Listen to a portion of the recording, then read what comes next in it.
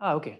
So, hello everyone. My name is Prasannaa, and I work at the Center for Quantum Engineering Research and Education, which is abbreviated as SECURE. This is a part of a newly founded research institute, TCG Crest in Kolkata. This center is dedicated for research in quantum sciences and technology. So I'll talk a little bit about it towards the end of this talk. But for now, I'll focus more on the main topic of the talk, which is electron-electric dipole moment searches using ultracold molecules. So we did hear mention of EDMs a couple of times yesterday. So we'll begin the talk with first knowing what the EDM is. So that would be the first part of the talk. Then we'll see why EDMs, and then how we determine EDMs using molecules. Because when you talk about the electric dipole moment of the electron, you're talking about a property of an elementary particle. But then you probe it using molecular systems. And when we discuss this, we'll also see the relevance of ultra-cold molecules and how they really help or make a huge difference in EDM experiments and their sensitivities. Then we'll discuss some of our results. And then we will discuss ongoing work and future prospects. So yeah, first, EDM is an intrinsic property of the electron. By intrinsic, I mean it's more like its mass or spin, except that it's not been observed yet. And the reason why it's considered exotic is because it arises in theories where both parity and time reversal symmetries are simultaneously violated. And because it involves time reversal symmetry violation, its detection would be a direct observation of T violation. So that's what makes it exotic. The reason why it's useful, of course, and it's very important, is because it helps us to probe physics beyond the standard model of elementary particles. So the standard model of elementary particles is the standard model in particle physics. And it's withstood all experimental tests within its framework, but it's clear that it's incomplete. For example, in its original form, it doesn't predict neutrino oscillations. It does not account for dark matter and dark energy, for examples. And of course, gravity is not a part of it, but we are not going to go that far. The other thing is EDMs also help us to provide insights into matter-antimatter asymmetry in our universe, wherein matter dominates and antimatter seems to be very scarce. I'll not discuss too much about the second point, but for the purposes of this talk, I'll only discuss about the first one. So we have this figure here. There are several details in this figure, but the first thing that I would like to draw your attention to is the y-axis, which has the EDM in E centimeters. So it's not a very commonly used set of units, but to give some sort of a perspective, if you take electric dipole moment of a molecule, no P and T violation, just the regular dipole moment that a molecule possesses, you would expect it to be of the order of, say, 1 dB or something. And that would be something like 10 power minus 8 in E centimeters. So the kind of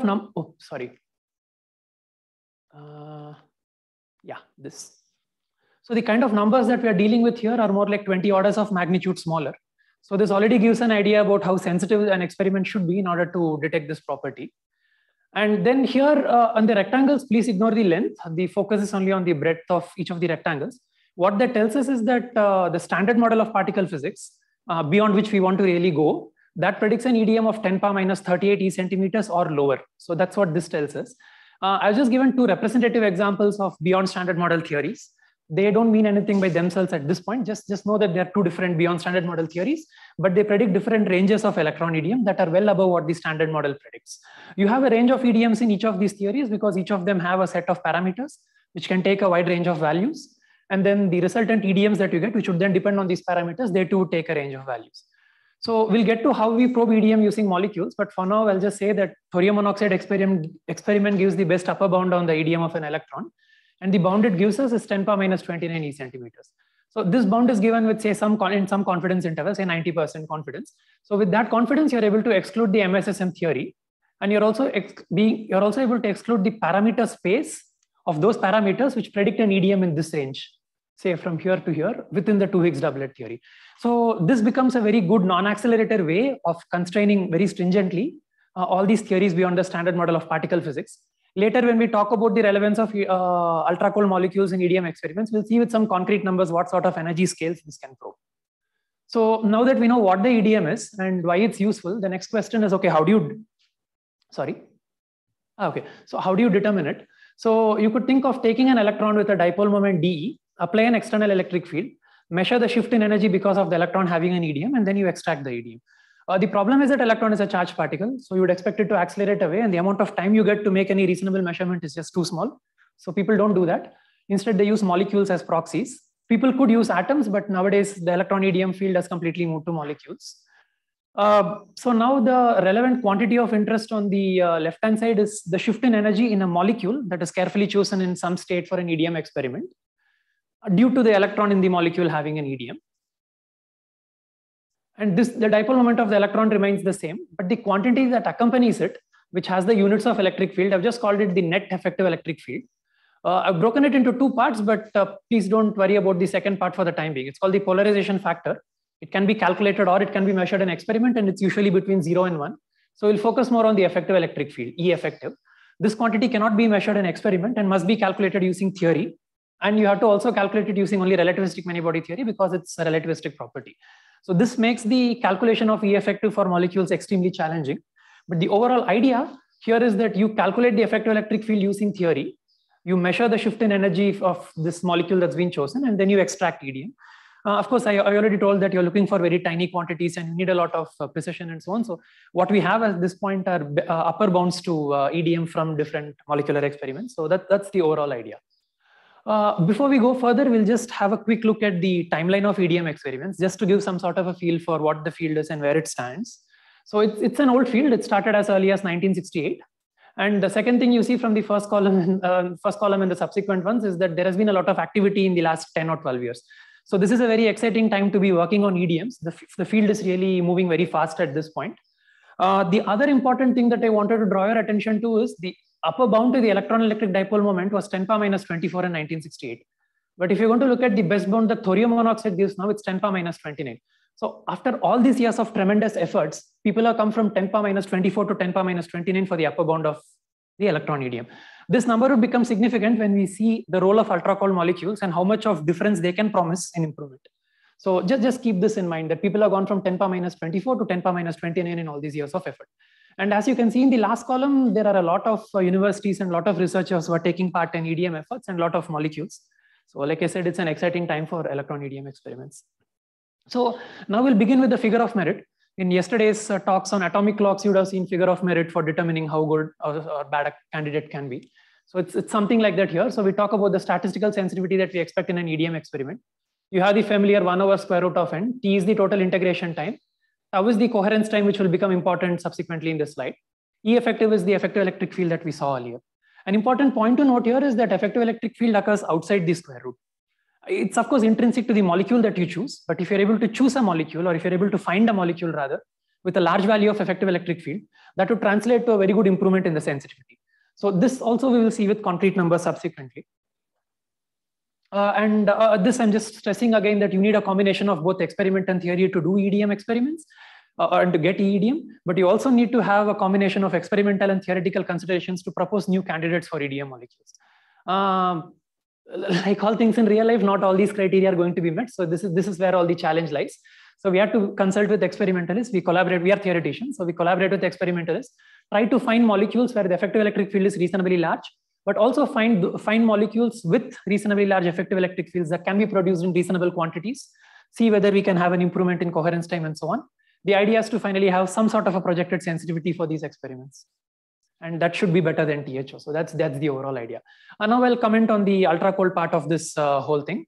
So ultra-cold molecules, they promise to have 2 to 3 orders of magnitude improvements via better control over some statistical and systematic effects. And this is true in both beam and trap experiments. So like we saw in an earlier slide, going from 10 power minus 29 e centimeter upper bound and then improving by 3 orders is a tremendous leap. And that ultra-cold molecules can promise. The reason being that, for example, if you choose a beam experiment, so typically these are all spin precision kind of experiments to detect electron EDM. So you have a molecular beam that comes in, and then there is a detection chamber here of certain length L. And then the slower the molecule, the more time that you get. So the more coherence time you get for measurement. So that's basically the idea. So you cannot do too much about increasing the length of the detection chamber. So the more you slow down molecules, which would be the case if you have ultra cold molecules, your coherence time would improve.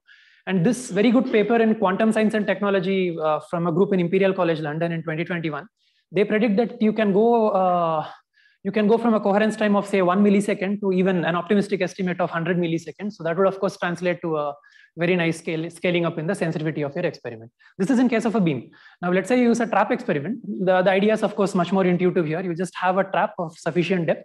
And then if your molecule is sufficiently cold, then you're going to get a lot of coherence time. So here the kind of coherence times people predict are like 1 second or even more. So that again would translate to a great improvement in the sensitivity. So imagine going from say 1 millisecond to 1 second. So that's a huge leap. As far as the systematics are concerned, I'll just comment on one systematic effect. So you have an electric field always in EDM experiments. You have a molecular beam with a forward velocity, say V. Then there would be a motional magnetic field, which goes as V cross E.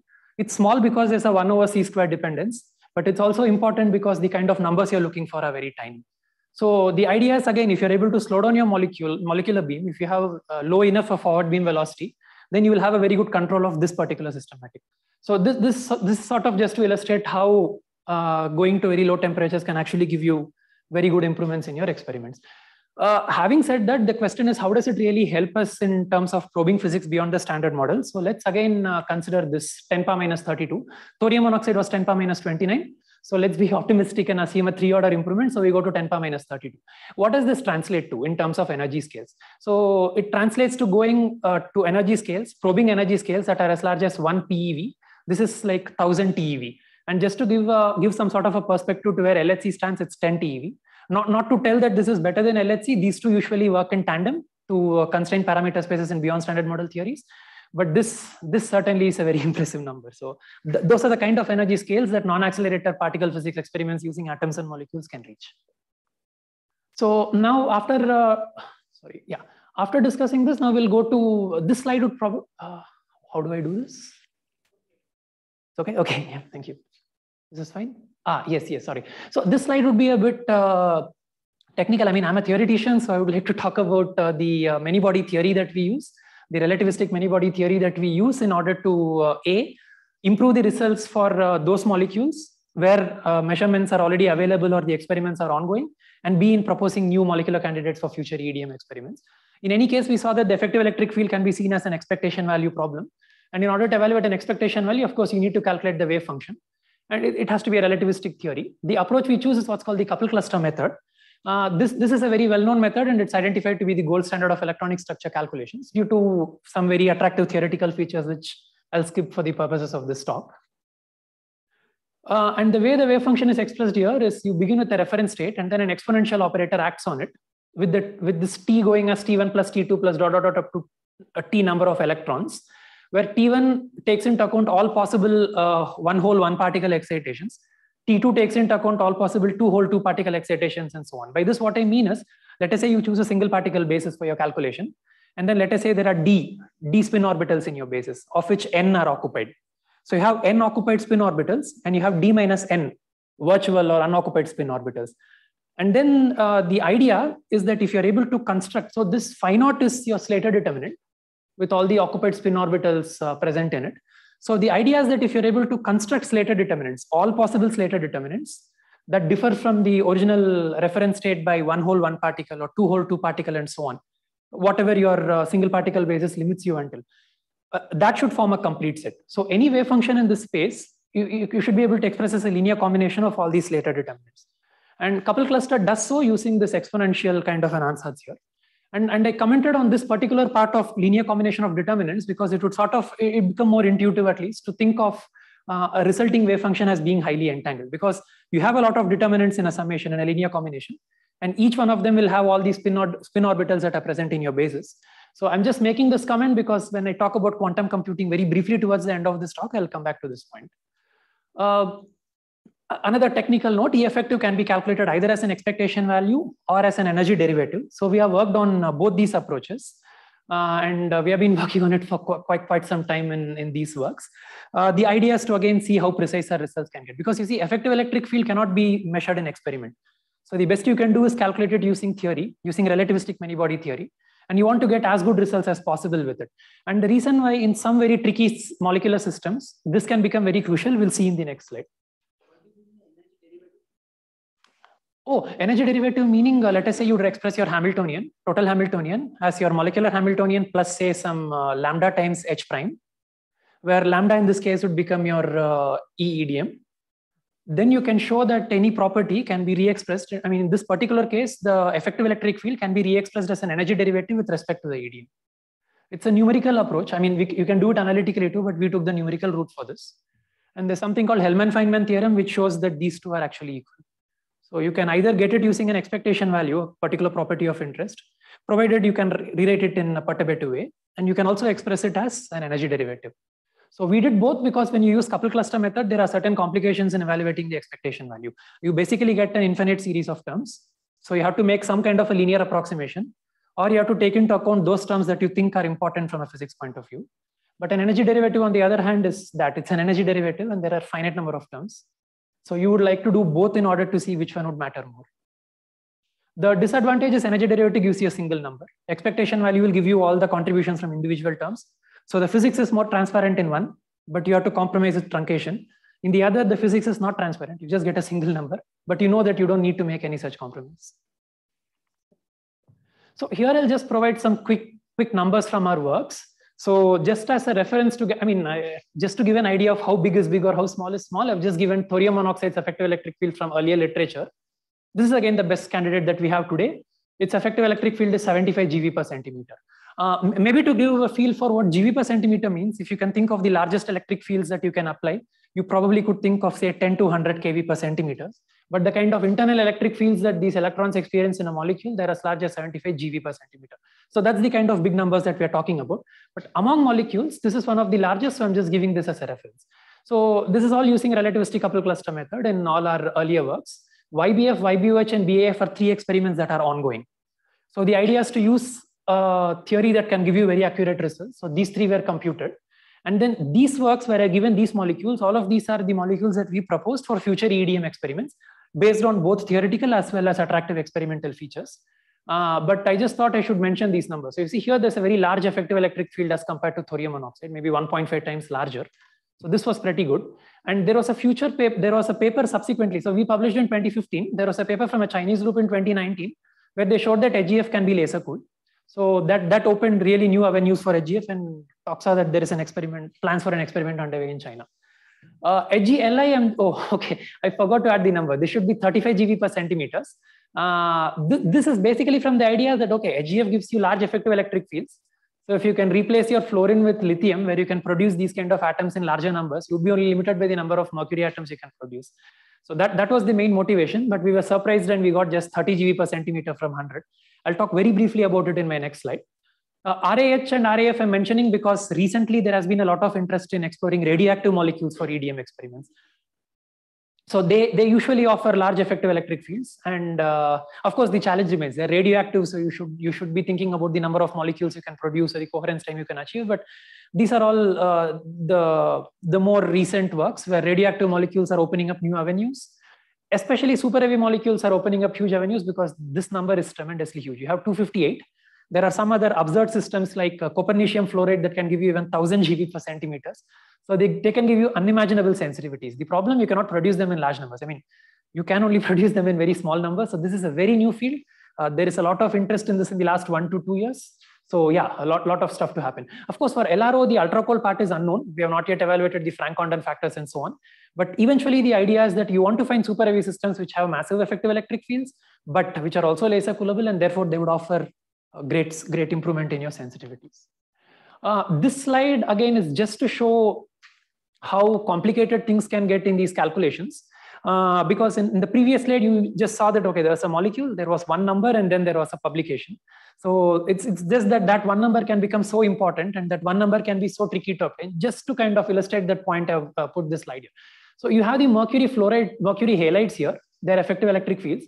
You have the mercury alkalis and their effective electric fields. This line in blue is the mean field calculation. And then these are with those energy derivative and expectation value approaches that I spoke earlier. These so-called electron correlation effects don't seem to be a lot here. But if you jump over to mercury alkalis, where all we have done is take out a halide and replaced it with an alkali, you see that it jumps from 15 to 35. So this sort of illustrates how important a good theory is and how important accurate calculations are in evaluating these quantities. If you work with molecules like these, okay, you're happy. It may not matter that much. But if you work with molecules like these and they end up becoming promising, you have to be really careful about the kind of correlation effects that they possess. This is one note I wanted to make. The other note I wanted to make is that YBOH, which I talked about earlier, is linear geometry. That is, all 3 atoms are arranged in a line. Now, YBF and YBOH are different in that F has been replaced with an OH. So you would expect the effective electric fields to be very similar for those two, and they were actually. However, if you're going to go to other systems like, say, for example, HGOH, where I begin with HGF, take out the fluorine and substitute it with OH, things can change completely because it's not a linear molecule. And once the geometry changes, you, you can go all the way from 100 to 29 from an assumed linear geometry to the actual bent geometry. The other thing that is of very much interest to us is you replace F with OH or you replace OH with CH3. So you keep substituting to see how the trends progress. You see that still there is a lot to be understood here. It seems to be no clear picture, but these are just so new that there's a lot of scope and a lot of room to explore.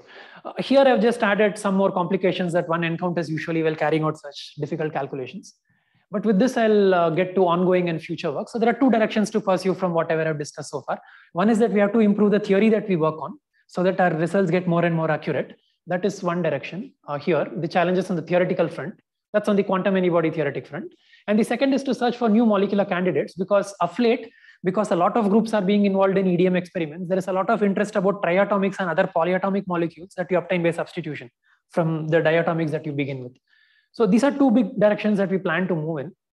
The other is a new direction. So I'd spoken about the molecular wave function being entangled. Because of this, you can think of them as being very well suited for quantum computation, and they are.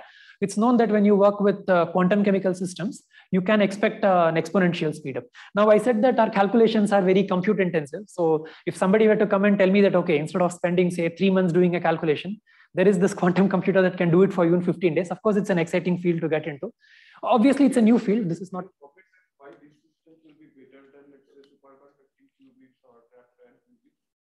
Sorry, which system?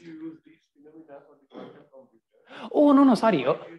I see. No, what I meant to tell is that independent of the platform that the quantum computer is built upon, trapped ion or superconducting or anything else, we want to use that quantum computer to carry out these quantum chemical calculations.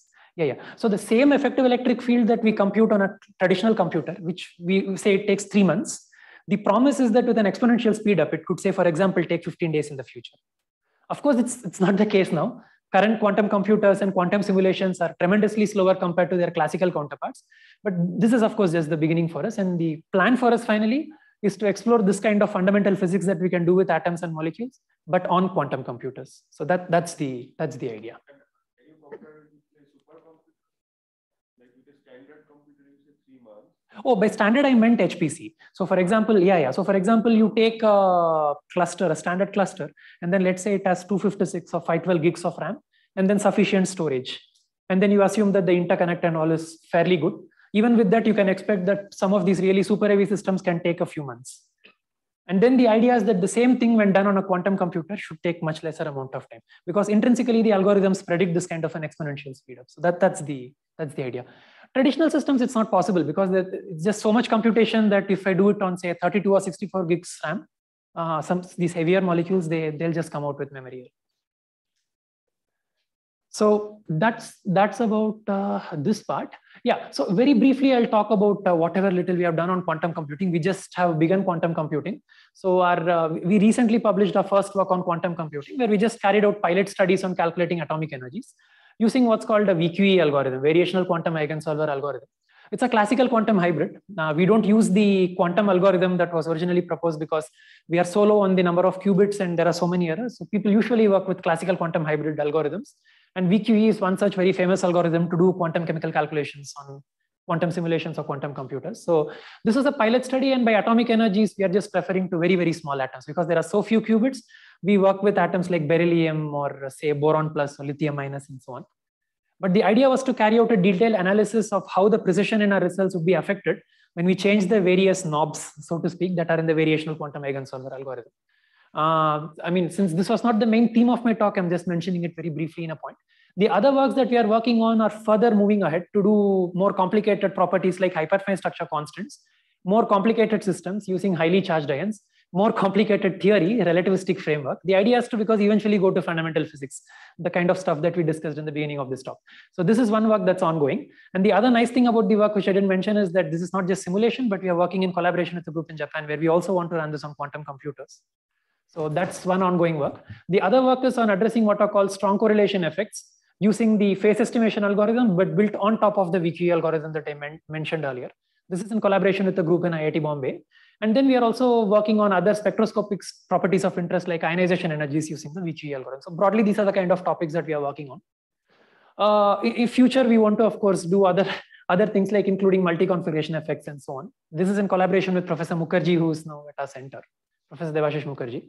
So I'll just conclude by telling that in the next few years, when say 1,000 odd qubits become available, IBM plans to release their IBM Condor in 2023. The hope is that then we can start using quantum computers for bigger and bigger calculations. Provided we have a good control in error, or provided we have good mitigation schemes in place, we may start even probing fundamental physics eventually, which is the final goal for us. So yeah, I still have 4 minutes left, so I'll just advertise a bit. So this is the Center for Quantum Engineering Research and Education, where I'm working currently in TCG Crest. So what I spoke about is quantum computing, which is carried out in our department. But there are also other departments where there's active research going on in artificial intelligence, sustainable energy, and neuroscience. So if anyone of you are interested, please, you're all welcome to contact us to discuss any of these topics. The other thing I wanted to advertise about is that we have a joint PhD program with IIT Tirupati. So it will be beginning this August. So applications are now open. And of course, this is our building and this is our department entrance. We have a discussion lobby and we have nice whiteboard discussions. Even though our team is small, it's still a fun place. We have what's called the intelligent classroom, and you have infinite coffee to have. So it's a nice place. So all of you are welcome to visit us. And I'll thank you for this. Thank you. So we can take few questions. Yeah. So in your last slide, when you talked about the publication in the wiki, yeah. How many qubits you could use it? Because the diatomic, and are you taking the vibration levels also, that excitations here? No, these are atomic calculations. So we just... Oh, this is atomic calculation, yeah. not the diatomic. No, not diatomic. We are just beginning with atomic because what we felt was that in the quantum computing community, there's a lot of movement in the molecular sector, right, but with no emphasis on the atomic sector. Okay. So we thought it would be nice if you go in the other direction into atomic sector, where there are just so many applications. So how many qubit you could use that? We took 4 different basis sets. So 2 of them were 10. I'm saying that how many qubits? Yes. So the basis set decides the number of qubits. Yeah. So the first 2 basis sets had 10 spin orbitals, so 10 qubits. Mm-hmm. The other 2 had 18 spin orbitals, so it was 18 qubits. So the largest we went up to was an 18 qubit simulation. But the kind of calculation you are talking about now, like EDM or the hyperfine, you need high precision. So for that, you need large number of qubits. Yes. This is just keeping the long term in mind that we are doing. Yeah, future perspective. Yeah, just like every other group in quantum computing today. Because the largest molecules people think about are more like H2O or LiH or BeH2. But the idea is there are also papers that talk about battery research and all these things. It's always keeping the long term in mind that people work on these. So it's pretty much the same philosophy in our case too. One quick question from Shubdeep. So you have this long table of list of different molecules. Okay. So, and you have also calculated the sensitivities. Yeah. So can you say, go back? So sorry. Like perhaps I see. Considering the present level of technical sensitivity that an experiment can achieve, do you think any of these molecules will actually measure the dipole moment, or still it can give a better like boundary? You mean the molecules mentioned here? Yeah. So, no, even not these tables, but you have other tables also, like LRO or whatever. There are other several. Oh, right, the ones that we proposed. Yeah. So do you think any of this will actually touch the sensitivity of the technical sensitivity that an experiment can achieve? Yeah. I mean, that's what we have to tell to publish, right? So that's the main point. So we have to look for molecules that exceed thorium monoxide sensitivity. Otherwise, it won't be accepted, right? That's the whole point. So it's basically trial and error. It's not like these are the only molecules we tried, because we don't know a priori what the effective electric fields are like. Sometimes the effective electric fields are good, but the experimental considerations are so bad that we have to discard it. So let's say we would have done 20-25 odd molecules and we could finally narrow down only to these. So these are the ones that we thought were good after sufficient theoretical analysis and then in consultation with experimental groups. So yes, I would expect that all of these should do very well. This is a bit of an if, because the theory is so complex that this is a bit unclear, but the rest should probably do well. This again is an if because it's so new, this field, it's just opening up.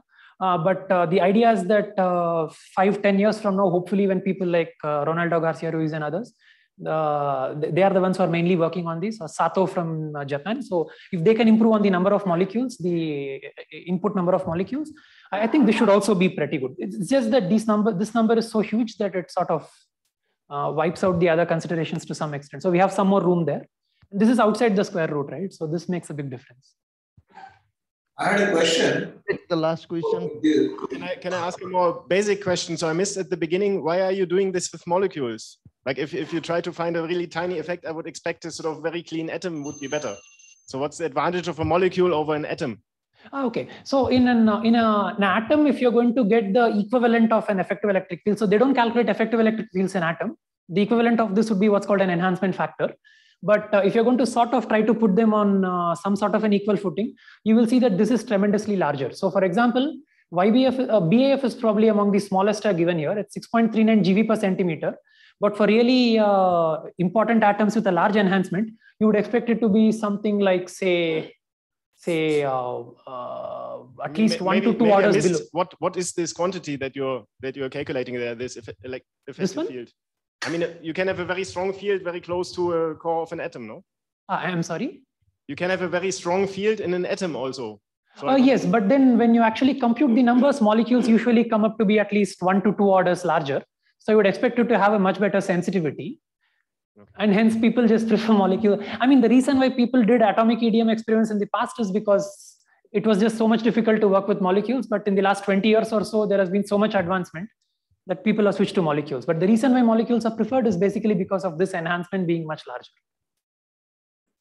Okay, so we conclude here this lecture, and thank you very much for your excellent talk. Thank you.